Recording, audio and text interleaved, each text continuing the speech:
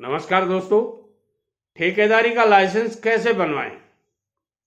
सरकारी ठेकेदार बनने की संपूर्ण जानकारी आज इस वीडियो में मैं देने की कोशिश करूंगा।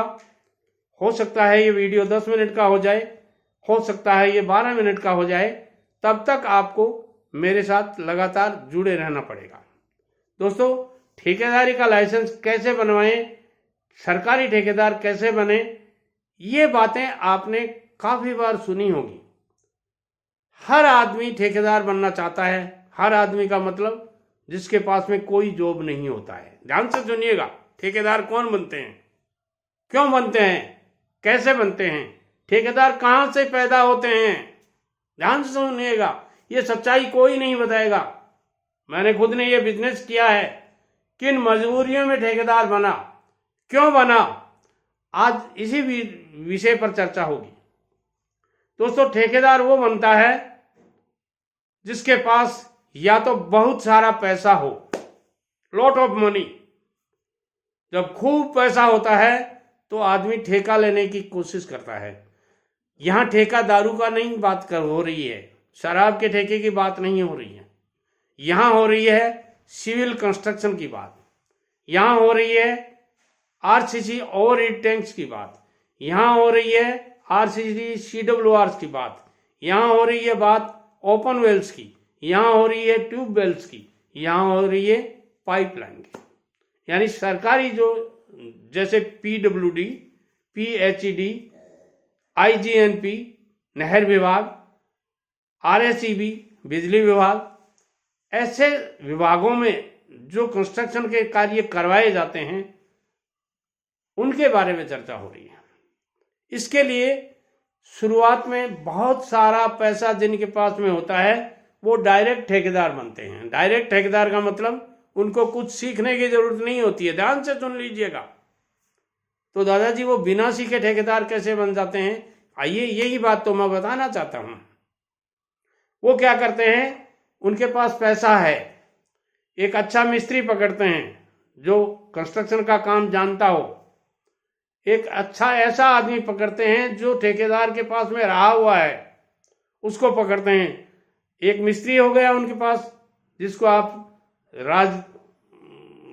राज मिस्त्री कह सकते हैं, जिसको आप कंस्ट्रक्शन चिनाई का मिस्त्री कह सकते हैं। ऐसे मिस्त्री को पकड़ते हैं। या कोई आरसीसी का काम करता है तो आरसीसी का मिस्त्री पकड़ते हैं, या कोई पाइपलाइन का काम करता है तो पाइपलाइन से संबंधित पकड़ते हैं, या कोई ओपन वेल का काम करता है तो ओपन वेल से संबंधित ठेकेदार को, कंस्ट्रक्शन करने वाले को पकड़ते हैं, उसको सर्विस में रख लेते हैं। इधर से एक सुपरवाइजर को, जो जिस आदमी ने ठेकेदारी के यहाँ काम किया है, उसको पकड़ लेते हैं। लो साहब, अब इनके पास में 2 आदमी हो गए। इन 2 आदमियों को वो आदेश करते हैं कि अब लेबर की व्यवस्था करना आपका काम है। तो जो मिस्त्री है, वो हर मिस्त्री के पास में 2 मजदूर तो होते ही हैं, और 2 मजदूरों को और कह देता है 2-2 और ले आना, तो वो 7-8 मिस्त्री मजदूर हो जाते हैं। ये टीम बन गई साहब। अब इधर जो सुपरवाइजर है उसको कह देता है कि तुम किसी गिट्टी वाले से बात करो, किसी ईंट वाले से बात करो, किसी क्रेशर वाले से बात करो, और वो मिस्त्री बन जाओ। वो उनके पास में सामान सप्लाई का और का सारा व्यवस्था हो जाती है। अब वो क्या करते हैं, अब वो PWD में या PHD में या जहां उनको काम करना है वहां जाते हैं, और वहां जाकर के क्या करते हैं, सर मेरे को ठेकेदार बनना है। अब मेरे को ठेकेदार बनना है तो ऐसे कैसे ठेकेदार बन जाओगे, डॉक्यूमेंट चाहिए। तो वो क्या क्या मंगवाते हैं, वो कहते हैं आपको पैन कार्ड चाहिए, जो उनके पास ऑलरेडी आजकल जो पैसे वाले लोग हैं उनके पास पैन कार्ड होता ही होता है। फिर आधार कार्ड चाहिए, फिर अनुभव प्रमाण पत्र चाहिए। अब यहाँ आके उनके दिक्कत आती है कि सर मेरे पास अनुभव प्रमाण पत्र तो नहीं है। तो वो क्या करते हैं, उस मिस्त्री को लाते हैं, और वो मिस्त्री कहता है सर मैंने फलां ठेकेदार के काम किया था, मेरे नाम से ले आता हूँ। इधर वो सुपरवाइजर कहता है मैं मेरे नाम से ले आता हूँ, और इधर वो है ही, वो उनके नाम से मंगवा लेता है, उनको पार्टनर बना लेता है, एक पार्टनरशिप डीड बनवा लेता है, और वो तीनों पार्टनर बन जाते हैं। एक कंपनी अपने नाम से खोल लेता है वो। ध्यान से सुनिएगा, नाम अपना लगा देता है उसमें, और उनको पार्टनर बना लेता है टेम्परेरी। और धीरे धीरे वो सारे कागज महीने 20 दिन में करा के तैयार और रजिस्ट्रेशन के लिए अप्लाई कर देता है। अब बात आती है रजिस्ट्रेशन करवाने के लिए कितने पैसे चाहिए।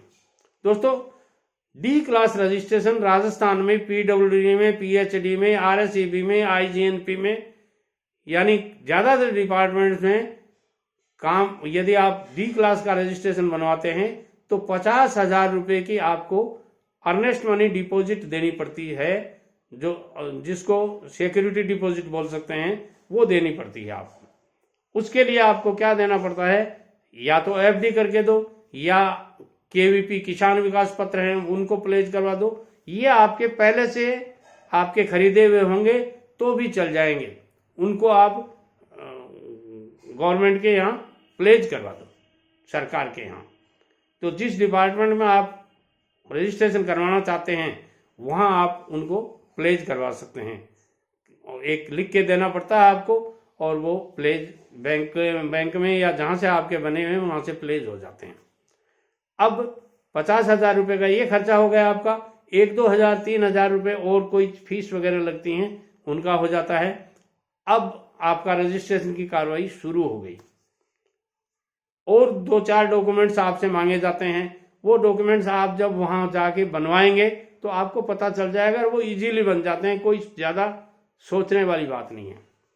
अब इसमें टाइम कितना लग जाता है दोस्तों, यदि अधिकारी सीट पर बैठता हो, यानी समय उनके पास में है, तो ये 2 दिन में बन सकता है, 10 दिन में बन सकता है, 15-10 दिन लग सकते हैं, और मैक्सिमम 1 महीने के अंदर आपके ठेकेदारी का लाइसेंस आपके हाथ में आ जाएगा, जिसमें लिखा होगा कि आपको डी क्लास का ठेकेदार बनाया गया है, जो इतने दिन के लिए 6 महीने के लिए ये लाइसेंस दिया गया है।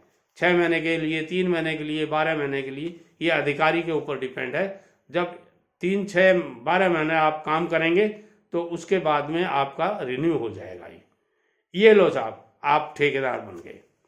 अब होता क्या है, जब ठेकेदार आप बन ही गए हो तो दोबारा जब टेंडर निकलते हैं उसी डिपार्टमेंट में, तो आप वहाँ अप्लाई कर दो टेंडर कॉपी लेने के लिए। टेंडर कॉपी आपको मिल गई, आप टेंडर भर दो। टेंडर में जिसकी लोवेस्ट रेट आती है उसी को टेंडर मिलता है, ये ध्यान रखना। जैसे मान लीजिए एक आदमी ने 25.1 BSR बनी हुई होती है इनकी, वो BSR का आपको साथ में वो जी शेड्यूल वगैरह लगाते हैं, उसके ऊपर वो रेट मांगते हैं कि इसके ऊपर आप अपनी रेट लिखिए। वो रेट आपको लिखनी होती है, और वो रेट जिसकी लोवेस्ट होगी उसी को टेंडर अलॉट होता है। मोस्टली यही होता है। यदि कोई आदमी बहुत ही नीची रेट दे देता है जिसमें कार्य होना संभव ही नहीं हो, ऐसी रेट को उसको कैंसिल कर दिया जाता है और उस ठेकेदार को ब्लैकलिस्ट कर दिया जाता है। तो ऐसी आपको रेट देनी है जिसमें काम हो सके। जैसे मान लीजिए जी शेड्यूल से 25% अबव, 30% अबव, 28% अबव जैसी रेटें चल रही हैं, सपोज कीजिए, तो उस रेट से आपका पहला जो फर्स्ट लोवेस्ट है उसकी रेट में और सेकेंड लोवेस्ट और थर्ड लोवेस्ट की रेट में बहुत ज़्यादा वेरिएशन नहीं होना चाहिए।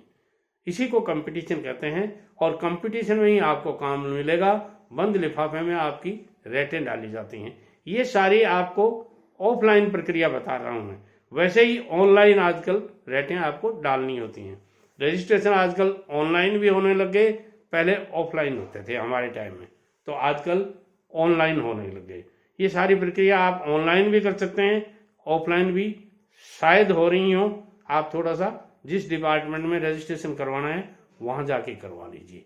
ये सब आपका ठेकेदारी का लाइसेंस बन गया। अब आपको टेंडर मिल जाएगा।